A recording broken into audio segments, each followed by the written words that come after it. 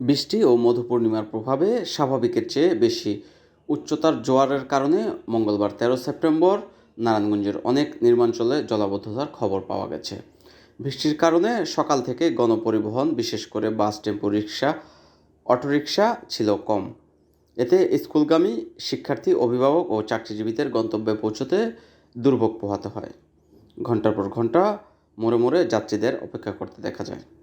আবহাওয়া অফিস থেকে জানা গেছে, মঙ্গলবার সকাল ৯টা পর্যন্ত আগের ২৪ ঘন্টায় ৩১.৮ মিলিমিটার বৃষ্টি রেকর্ড করা হয়েছে। সমুদ্র বন্দরগুলোতে ৩ নম্বর সতর্কতার সংকেত বহাল রয়েছে।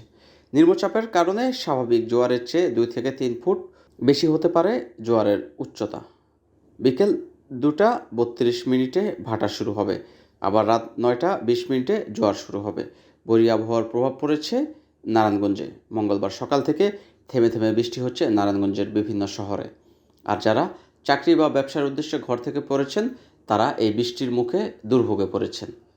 গুঁড়ি গুঁড়ি বৃষ্টির কারণে অনেকেই বাসা থেকে ছাতা নিয়ে বের হয়েছেন, আবার স্কুল কলেজগামী শিক্ষার্থীরাও পড়েছেন বিপাকে। যানজটেও কিছুক্ষণ বসে থাকতে হয় এই গুঁড়ি গুঁড়ি বৃষ্টির মধ্যে জনসাধারণকে।